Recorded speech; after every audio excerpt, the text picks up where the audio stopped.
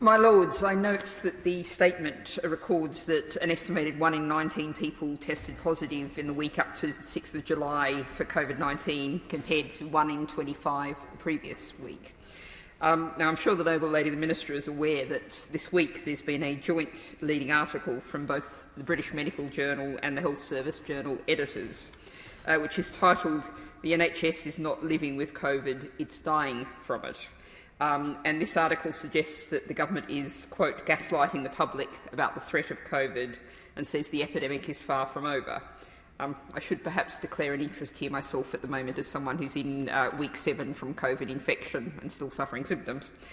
Now, this article suggests 4 measures that the government should be carefully considering: masks on public transport and in health service settings, the return of free testing, working from home recommendations and gathering limits.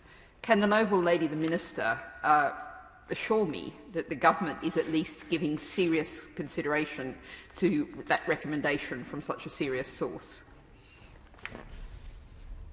Well, my Lords, the government keeps its response to COVID under review and takes advice from many sources, but also a huge breadth and depth of expertise within government. She's absolutely right that we both have very high rates of COVID currently circulating, and also we take very seriously things such as long COVID, and we've put additional resources into making sure that there is support there for people who suffer from it. But we are in a different position than we were when we had to have significant restrictions on people's lives. The vaccine has been very effective with that, and so the government's focus on COVID is learning to live with COVID. She's right, it hasn't gone away, and so we need to make sure that in our response we're making sure that we are well adapted to make sure that we can continue to deliver good healthcare services whilst